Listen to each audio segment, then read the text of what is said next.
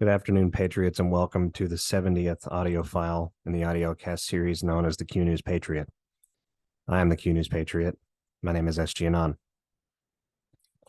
I'm coming to each of you today with a file that I think is going to be inspiring, jam-packed with quite a bit of research that I've been aggregating over these past few weeks, but more than anything is going to call into play and call to our attention the need for the understanding of the broader context of the events that are happening in the world in order to maintain that spiritual peace, that intimate agreement with God's Holy Spirit, the peace that passes understanding as we move through a very pivotal year and a very turbulent year for humanity. You know, in recent days, we've seen a various number of large-scale podcasters coming out with several 100,000 or even over several million in audience reach and volume come out and discuss things like biological terrorism, COVID-19, the organized migration, and the dual reality of that situation at play, and the idea that at the top of those Western governments, there really is sort of a vitriol, a repudiation, if you will, or a hostile force that seems to be working in antagonistic form against we the people of these nations. What we're starting to experience in a way that is can only be described as God-focused and God-caused soul activation at a mass scale level. We're experiencing this awakening of the minds and hearts of that classification of what you would call your normie colleagues or your normie friends and family, who would be patriots if they were given the correct context for the various discussions, the various situations that are at play in the world, and who is ultimately responsible for the network of string pulling that a great deal of you that follow this program have been outlining and researching for quite a long time. It is an incredible thing to behold, to see swaths of several 100,000 waking up sort of in soul activation form, all in various pockets around the world. A tremendous number of the Russian population, for example, now very awake to the activities that are occurring within the NATO West. And recently we saw video of Tucker Carlson coming out, being spotted in Russia and being captured by various Russian TikTokers having conversations, right? Having interactions with people. And then those people were asked about their opinion of the American journalist afterward. And the opinion from most of the videos that circulated online was overwhelmingly glowing. And so this is sort of reminiscent of this mass large-scale awakening, that is happening in what remains of the we the people populations of humanity. The virulence and the persistence of the protests around the world, especially the large-scale agrarian-themed protests or the border-themed protests that are happening in the Western realms especially. This also speaks to that process now stepping into an accelerated gear, right? And indeed, in the month of January, we saw an unbelievable exposure from everything with the Epstein list all of the way through to the US FDIC, actions taken by the US Treasury, actions taken in the Middle East, and the expansion of those hostilities.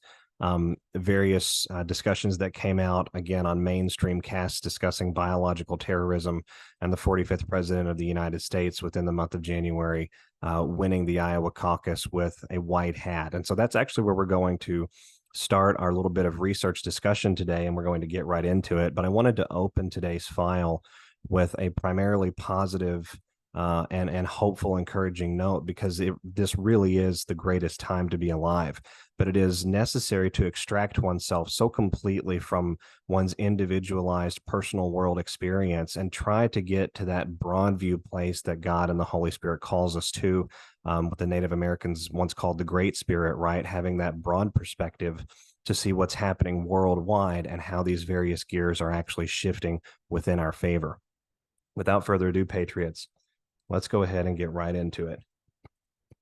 So as I mentioned just a moment ago, President Trump winning the Iowa caucus in an overwhelming form in the month of January. And for the first time, we see the president on the campaign trail with a limited edition caucus captain, a Trump caucus captain hat. And what is the hat? It has gold lettering on it and the hat itself is white hat, right? With gold lettering, gold backed white hat. And what is Q? Q talks about gold destroying the Fed. Q talks about the unification of evil at the behest of the money changers and the money controllers.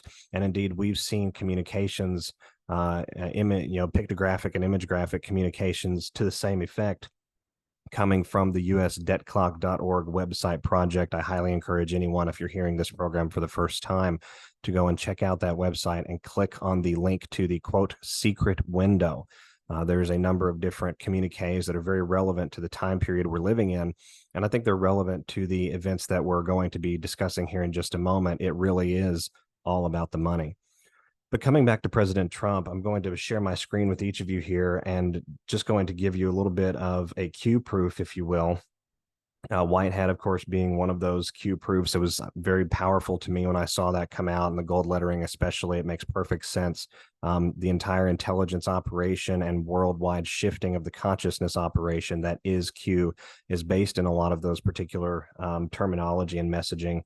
But I thought it absolutely fascinating that a term that Q uses no less than 7 to 8 times on the actual boards and the actual Q drops, get the popcorn or got popcorn with a question mark, referring to the fact that while some of this is calamitous by nature and is kinetic and real, there are other parts that are sort of an extrapolated kabuki theater that are driving those desperation actors further and further out into the light, and really painting the entire deep state apparatus in a bad light as well as we go forward, which is necessary for humanity to reject the agenda, of course, of that larger deep state.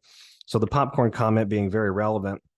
And if you come over here and we actually come to the ballot counting during the Iowa caucus, what are we counting the ballots in? Well, it would appear that we are counting them in and out of popcorn buckets that were passed around, paper ballots, hand counted. While I understand that there is a little bit of a theatrical display there with the choice of a vector for tabulating those ballots, I also believe that hand counted and paper ballots only in that particular caucus yielded exactly what we would expect to be yielded. So this is a very powerful communication, I think, coming from the 45th president of the United States to remind us that every time he says we will win and we will make America great again, that's exactly what we're going to do. But we also have to get out there and vote, right? This is something that was brought up a number of different times, even by Q itself. Let me go back over here, see if I can find the specific one that I'm referring to. Give me just a moment here, Patriots, because it ties in.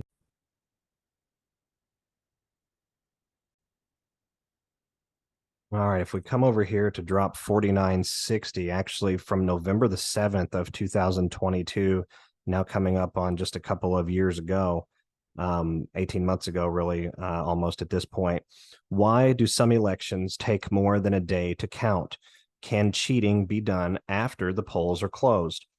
Who controls the poll books? Who controls the databases? Who controls the elections? Why are extra ballots printed? If someone doesn't vote, can bad actors hijack their vote, and how? Why did the National Guard activate cybersecurity teams? Who gave the order to activate the cybersecurity teams? Why? To protect the elections? To claim the midterms are safe? Safe from what? Setting the stage. Watch carefully. White hats have secured many systems, but problems still remain. You have all the tools you need. Vote. Q. And so with this particular drop, it sort of ties into the very theme we're talking about. If we turn out en masse and we showcase our will at We the People level, and we remove the machines from the equation, we will overwhelmingly be able to select the candidate of our choice, and we will be able, with all intents and purposes, to overwhelm the corruption, to cleanse out and reclaim those corrupted spaces that are within our institutions, our entities, and our organizations, right down to our community level. And there will come a time where the machines, I believe, will be eliminated. And I think that's going to be as a result of several critical national emergencies, which we will discuss here shortly and probably on future files. But in this process, I thought it was incredibly encouraging and very powerful that President Trump comes out and reminds us that we are winning if we stick together. We are winning if we keep our eyes on the prize. We are winning and we have the capability to win, and that there is a plan in place to assist us in this process to retake this wonderful, great United States of America. But we cannot deviate from the overall mission, which is to reacquaint ourselves with the civic process, convert the fake corporate legal entity, the now defunct and dead bankrupt corporation government of the United States, back into the republic government of the United States, which is sort of an intangible, you could even call it perhaps a pseudo-esoteric process where willpower and the concentration of power itself becomes much more decentralized and returned to the proper actors and the proper authorities. You know, there is a movement in the world now, and we're seeing this movement break itself out, just like the citizen movements that we talked about earlier, to reclaim the sanctity of various areas of our own sovereignty. Right, our legal space is a great example. Our healthcare space and our medical rights and the space over the bodily autonomy that everyone is deserved of and has the right to control and direct is another arena of that. And in one of these arenas, we're seeing a powerful movement worldwide in elections and the civic process down to that community, state, and federal level. And so we are moving along as one civil alliance, if you will, in this process, while certain patriotic actors meet with threats that civilian populations simply cannot field and handle. Other patriotic actors within those civilian We the Peoples who are activated to step into the gap and save their nations are doing exactly that. And because of this, and because of the amount of fear that we have generated within the enemies of humanity in this period of time, we have a number of different false flags, right, that are attempted to, or that are in the cards to be attempted and at play. And we've discussed a number of these on this program, and many others have begun discussing them as well in the last 120 to 150 days. The Russian military is preparing a renewed offensive in the Ukraine, and it is my belief that the Polish government is actually going to bunt the Ukrainian government and the Ukrainian population, false flag its own self, and then move into the western flanks of the Ukrainian countryside, particularly with the oblasts of Lviv, and that very large segment in that Polish border arena. And this is going to be used as the justification to spark off various Western and NATO-backed false flags across the Baltic states and across the far western border arena, the southwest border arena of Ukraine as well, in an attempt to derail the coming Russian offensive. The Russian offensive is currently concentrated in a number of different areas on the front. We hear a lot of Avdiivka in the news, and we hear a lot of the various arenas of the Kherson region, which is sort of in the south of Ukraine, on the news, just north of the Crimean Peninsula. But one of the things that we don't hear a whole lot about is Kharkov and Sumy. And these particular cities, I believe are going to be next on the movement for the Russian war machine. A very large concentration of Russian troop movements has been cited by railway in the southwest of the country heading to these areas, and one of the main cities that these railways have been heading to is a city called Kursk, which is just across the border from a city called Sumy, Ukraine. Sumy is quite a bit closer, actually, to Kiev than the current Russian front, which comprises Avdiivka, the area along the Dnieper River, near the Zaporizhzhia power plant, and of course, down, encompassing all of that Donetsk People's Republic, which itself is sort of aligned with Russian forces, being an independent protectorate that went pro-Russian in response to the Ukrainian coup of 2014. So a very large concentration of troop movement that has been now cited and ironed out through video, coupled with Russia's recently stated goal to bring into the force another 200,000 fully trained Russian soldiers by midsummer of 2024, tells me that the Russians are preparing for a much larger ground operation that may encompass multiple theaters. Army Group Northwest, which was created by Putin just in the last few years, has also received a tremendous amount of bolstering and infusion of fresh troops, equipment, logistical supplies, and things of this nature, ostensibly to handle a potential aggressive movement on behalf of the NATO bloc in the Baltic states, or even out of Finland, as we know that Finland has closed that border. So a lot of this hinges, of course, on a broader game of chicken, right? And we're seeing that game sort of methodically played out as the Russians continually bait NATO to make the first move, to make the first move, to make the first move, planning, I believe, on an eventual Blitzkrieg style campaign that will overwhelm both NATO and the Eastern European countrysides, at large ability to resist that particular campaign, to resist that movement of troops and that acquisition of not only land, but also those biological and pathogenic weapons corridors that we discuss so frequently, as well as various networks and infrastructures which make incredible amounts of organized crime out of Eastern Europe and the Balkan Peninsula and the Baltic states in the north possible.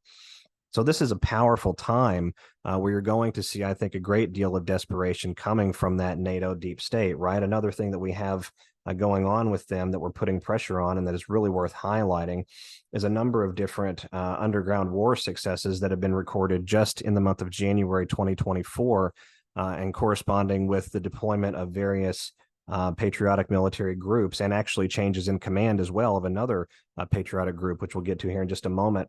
So there was a severe earthquake on the 27th of January near the Turkish town of Izmir, which is right on the coast of Turkey, directly across the pond there from the Grecian Peninsula, almost on the same latitude actually as Athens. And the earthquake was about 50 miles south in an inlet that is just west of a town called Aydin. The quake had a magnitude of 5.1 at a depth of about 11 kilometers, which we know to be about 5 to 7 miles, I believe, or 6 to 8 miles, somewhere in that regard, which is correspondent very well with the known depths for underground tunnel systems, deep underground military bases and networks, and very vast chasm systems that lead to essentially what amounts to civilization-sized cities that are beneath the earth. And this is not conjecture. This is taken from real military whistleblower testimony and a number of different released documents throughout the 1980s and 1990s and even the early 2000s, confirming this practice and the prevalence of this practice worldwide. Another earthquake recorded, let's see here, late January, it looks like. So the last days of January, what is this? The 31st of January. Earthquake recorded 3.1 magnitude northeast of Volos, Greece, off of the coast in the ocean there. So this is in the same general arena, right? It's a couple hundred miles from where the other earthquake was, but it's within that sea area that lies between Greece and Turkey. And it occurred right off of the coast of Volos. We had a magnitude 2.7 quake south of Mirs, Greece on Monday, which is today, February the 5th. Let me see here. Another magnitude 2.5 quake, also south of Mirs, Greece on Monday, February the 5th. And then if we go back, let me see here, to mid-January of 2024, 4.8 earthquake rattles eastern Peloponnese, Greece. And this earthquake occurred, let me see here, let me get the map pulled up here. So this earthquake occurred southwest of Athens, really between sort of Sparta and Nafplio, in the Gulf of, what is that? The Gulf of Argus. So what I find absolutely incredible about this is on the 20th of January, 2024, a statement was put out by the Marine Corps' 26th Marine Expeditionary Unit newsroom. That's the special operations capable unit that we've been following for the last 4 or 5 files. And this unit began a Grecian exercise called Odyssey Encore, which was a Marine Air Ground Task Force readiness sustainment exercise composed with this special operations capable Marine Expeditionary Forward Deployed Unit. So this exercise ran ostensibly, if we're to believe the news report here that was released, from the 6th of January 2024 to the 17th of January 2024. And this exercise was designed to hone the advanced skills and operational capabilities necessary to respond rapidly to any crisis or other emergent requirement across the tri-geographic combatant command region during a scheduled deployment in both the U.S. 6th Fleet and U.S. 5th Fleet areas of operation.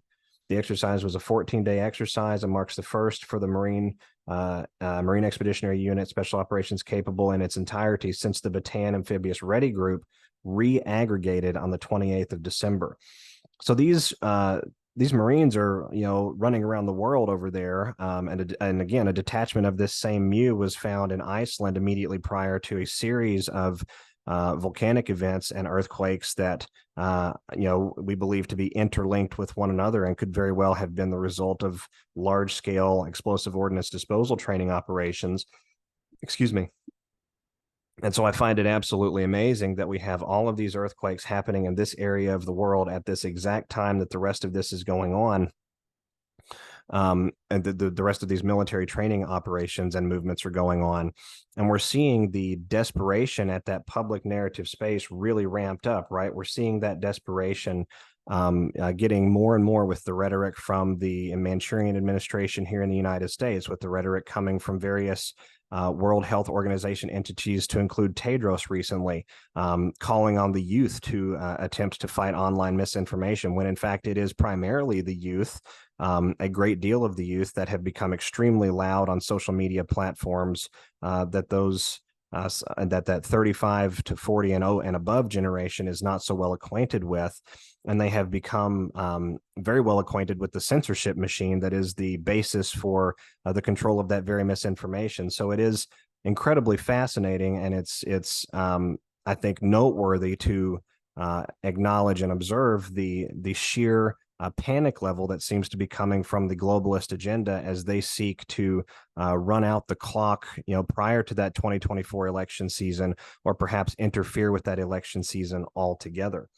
And when you consider the type of deployment of technology that just recently occurred with the Russian military in particular, one cannot help but appreciate that desperation must be very real, and it must be very warranted, because we now have public D-class, essentially. We now have public exposure of very, very advanced secret space technology and hyper-developed technology that has been in existence for the better part of a half century, but is only now being allowed to creep out into the main awareness space. And of course, the backdrop used for that particular pill for the populations of the world is the technological research, development, and technological advances that occurred during times of extreme conflict. So let's come over here. All right, Patriots. So if we can see over here, we've got this page pulled up. I've got my screen shared with you. The technology that the Russian military is now deploying is essentially an invisibility cloak, taken actually from GB News, and they deserve a shout out for running this particular piece and actually discussing this technology, because it's a major, major red pill. Russia flaunts invisibility cloak technology to hide troops after fixing major flaw. So if we watch the video here, just observe. Now you see me, now you don't. And so this is a powerful, powerful pill for the normie population of the world to swallow, because it sort of speaks to the broader perspective of what else is out there, what else is sci-fi in our minds and in our hearts, but is actually the reality of the world at play, right? What else is possible? We saw the narrative seed firmly placed out there in the consciousness, for example, in Miami, to discuss this idea of extraterrestrials, otherworldly technology. Tucker Carlson has had on military intelligence whistleblowers to discuss the physical existence of the very same things.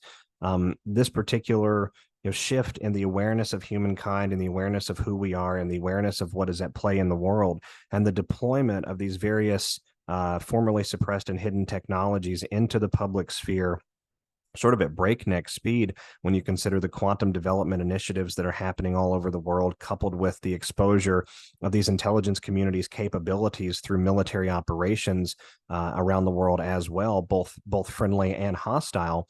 We're seeing the entire consciousness, the entire awareness of we the people shift and begin to congeal. I've had more pleasant conversations with with like-minded individuals in my personal walk in recent days and in recent weeks, especially, than I have ever had on this journey so far. Many of these conversations sort of offering the same flavor, the same essence of understanding behind the globalist agenda, behind the reality of hidden technology, behind the next level treason, if you will, of various intelligence communities and agencies and the entire governmental structures here in the Western world that were designed to protect, quote, freedom and liberty, right?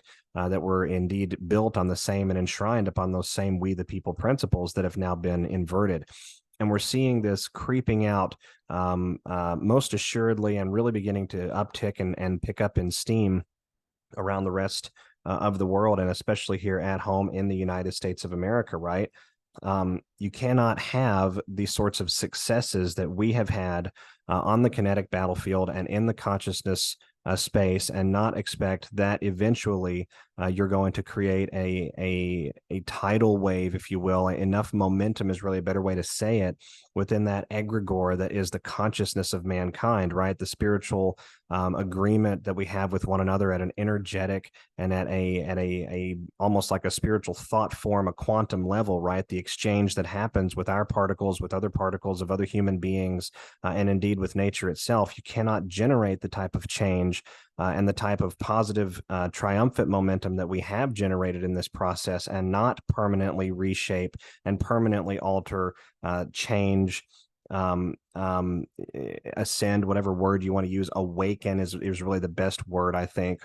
The overarching consciousness, that overarching planet, right? The entirety of the bull will follow the bull, right? It just depends on how virulent that spread can be within the consciousness and how quickly we can arrive there. That's really what determines how long this process takes in some regards. But in other regards, it does not determine that. This is sort of on God's time frame because there are things that have to be accomplished that we, the people, simply cannot do.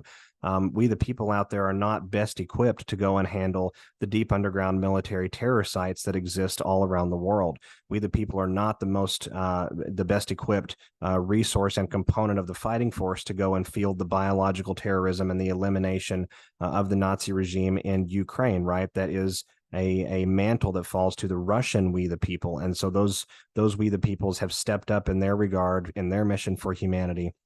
And we here in the West must continue to put pressure on the consciousness and pressure on the institutions and the organizations that have illegally usurped our power from us. And that is our part. That is our mission. That is our, I think, mantle that we have to move forward with and continue to close that gap, bring patriotic movements together, transcend the divisive narratives, transcend any infighting that you may feel resonant or pull called to, transcend those things that weaken the morale of a fighting force and move into a place of maybe agreement with the broader the broader spiritual perspective that we all have capable to us, right? And this is not to cast anything or anyone or anything like that in a particular light. That's not the message here. The message here is that staying focused on the prize, which is balance back in our governments, accountability for the criminality that has been committed against humankind by the Western world and the concentrated central banking system, and the reclamation of our own power again, our spiritual identity, our personal well-being and health, and our governmental levers of power and decision-making. These are the objectives that we must stay laser focused upon. This is the mission, I believe, that Q talks about. This is the charge that many of us have in what is no doubt a spiritual war for the future of humankind. And it is much easier to fight a spiritual war when we acknowledge that we all truly do want the same thing and that we have been victorious many times over in this process thus far. I hope that each of you go out today with a renewed appreciation and a renewed understanding of what it means to be a digital soldier and a combatant here in what amounts to a spiritually driven conflict for the destiny of the earth. I hope each of you can find solace knowing that you were appointed for this position because you are strong, because you are powerful, because you, I think at a very deep soul level, were chartered by God to live in this time and in this moment to help awaken humanity and change the earth and really transform the earth into what it was always supposed to have been.